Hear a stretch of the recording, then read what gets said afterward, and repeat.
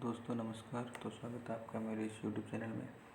तो आज हम बात करेंगे कंप्रेशन मेंबर के स्लेंडरनेस रेशियो की लिमिटिंग वैल्यू के बारे में। पिछले वीडियो में हमने बात की थी टेंशन मेंबर के बारे में। तो आज कंप्रेशन मेंबर की कुछ लिमिटिंग वैल्यू तो स्लेंडरनेस रेशियो की उसके बारे में बात करेंगे। तो जैसे कि पहला पॉइंट लिखा है कि compression member subjected to compressive load resulting from dead load plus live load. मतलब अगर कंप्रेशन मेंबर है उसमें सिर्फ अगर डेड लोड और लाइव लोड लग रहा है तो उसकी लिमिटिंग वैल्यू कितनी होती है? Less than equal to 180। मतलब मैक्सिमम वैल्यू 180 होनी चाहिए, उससे ज़्यादा नहीं होनी चाहिए, सिर्फ डेड लोड और लाइव लोड लग रहे हैं तो। सेकेंड पॉइंट लिखा है कि member subjected to compressive load resulting from wind load और अर्थक्वेक लोड। अगर आपका विंड लोड या अर्थक्वेक लोड लग रहा है तो उसकी वैल्यू लिमिटिंग होगी लेस दैन इक्वल टू 250। मतलब मैक्सिमम वैल्यू कितनी होती है? 250 होगी उसके लिए। और तीसरा पॉइंट है कि for compression flange of beam उसकी होती है लेस दैन इक्वल टू 300। ठीक है, तो आपकी तीन वैल्यू होगी। अगर आपको सिर्फ डेड लोड और लाइव लोड लग रहा है तो 180, और अगर विंड लोड या अर्थक्वेक लोड लग रहा है तो होगी 250, और अगर कंप्रेशन फ्लेंज है बीम का तो उसके लिए होगी 300। तो ये तीन वैल्यू आपको याद रखनी है कंप्रेशन मेंबर के अंदर। अब नेक्स्ट बात करते हैं अपने लेसिंग मेंबर के बारे में। पहले तो लेसिंग मेंबर का स्लेंडरनेस रेशियो देखते हैं कि slenderness ratio of lacing bar should not exceed 145। मतलब 145 से ज़्यादा लेसिंग मेंबर में नहीं होना चाहिए स्लेंडरनेस रेशियो के लिए। लेसिंग बार होती क्या है लेसिंग मेंबर, ये देखते हैं अपने।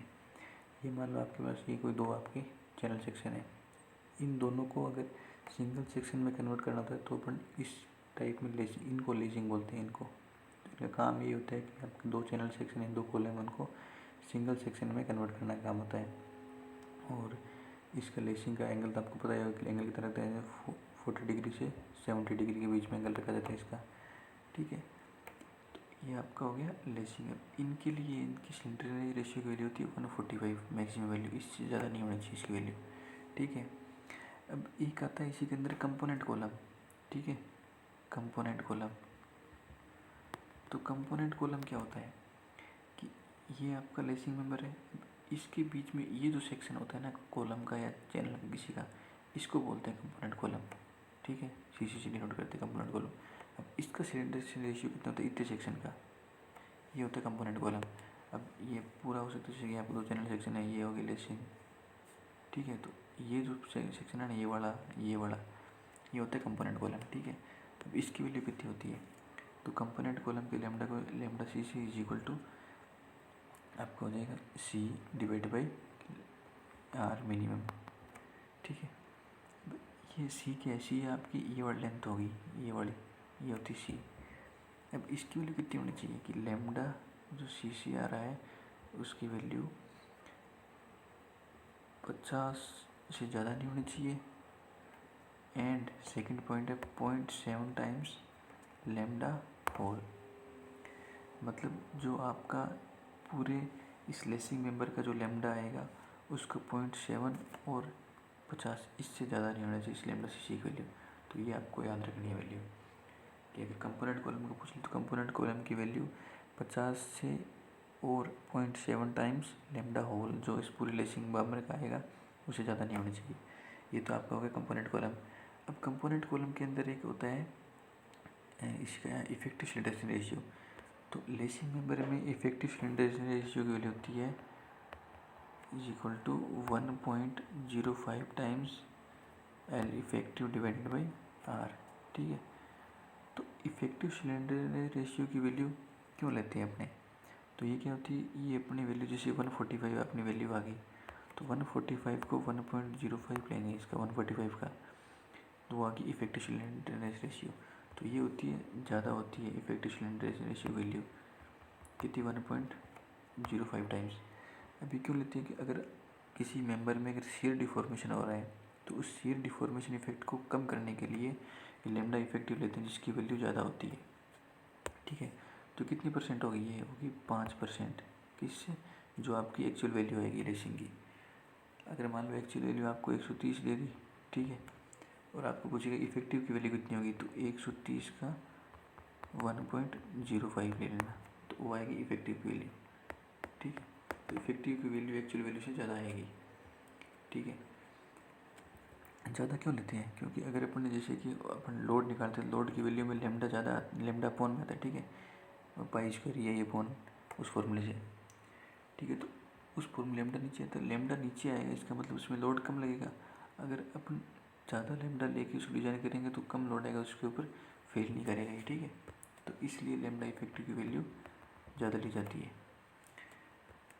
ये तो हो गया लेसिंग मेंबर। इसके अंदर होता है एक बैटेंस होता है, एक होता है ब्रेसिंग। अब बैटेंस और ब्रेसिंग लगभग होते तो सेम ही है। बैटेंस का काम भी यही हो गया कि दो मेंबर है या दो चैनल है उनको सिंगल सेक्शन में कन्वर्ट करने का। और जो ब्रेसिंग होता है, ब्रेसिंग का काम होता है लोड ट्रांसफ़र करने का काम। ठीक है, जैसे कि अपना ये था अपना लेसिंग। ठीक है, तो लेसिंग को जैसे अभी इस एंगल पे था, इसको 90 डिग्री पे कर दिया, क्या हो जाएगा? बैटन हो जाएगा।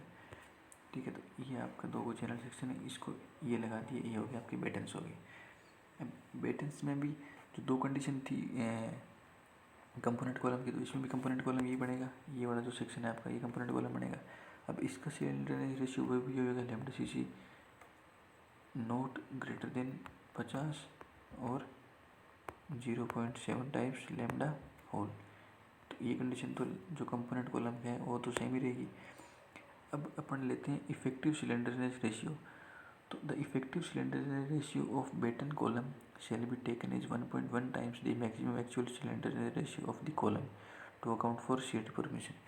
तो मैंने बताया कि जो इफेक्टिव सिलेंडरनेस रेशियो है वो अपन क्यों लेते हैं? शेयर डिफॉर्मेशन को कम करने के लिए। तो इसकी वैल्यू बेटन्स की आएगी 1.1 टाइम्स लेमडा होल। तो कितनी परसेंट इंक्रीज कर रहे हैं? 10% इंक्रीज कर रहे हैं। तो ये आपको पॉइंट याद रखना है कि अगर आपको लेमडा इफेक्टिव पूछे, ठीक है, लेमडा इफेक्टिव किसके लिए? अगर लेसिंग के लिए पूछे तो करते हैं 5% इंक्रीज, और अगर बेटन्स के लिए पूछे कितने परसेंट? 10% इंक्रीज करते हैं। तो ये दो वैल्यू आपको याद रखनी है। ठीक है, ये तीन चीज़ थी।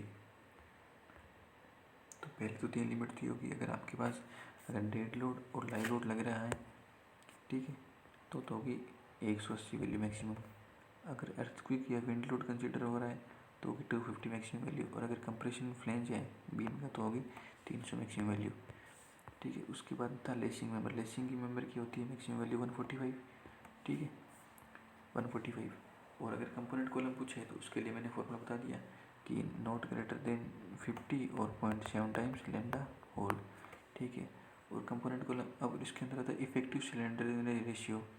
तो इफेक्टिव जो लेमडा इफेक्टिव होता है उसकी वैल्यू होती है 1.05 टाइम्स लेमडा होल। मतलब कितने परसेंट से इंक्रीज कर रहे हैं? 5% से इंक्रीज कर रहे हैं लेमडा इफेक्टिव। ये तो कि लेसिंग के लिए। फिर आता है बेटेंस के लिए। तो बेटेंस के लिए भी बाकी सारी कंडीशन तो जो कंपोनेंट वाला वो तो सेम ही रहेगी। और इसमें एक नई चीज़ है वो है लेमडा इफेक्टिव वैल्यू। तो इसमें लेमडा इफेक्टिव वैल्यू होती है 1.1 टाइम्स लेमडा होल। तो ये चीज़ हो गई कि लेमडा इफेक्टिव की वैल्यू 10% इंक्रीज करते हैं लेमडा इफेक्टिव वैल्यू। और ये तो था बेटेंस में, और लेसिंग में करते हैं तो 5%। तो ये आपको पॉइंट याद रखने है, मेन पॉइंट है। तो आज की वीडियो में इतनी करते हैं, नेक्स्ट वीडियो में नए टॉपिक देखते हैं। Okay, thank you.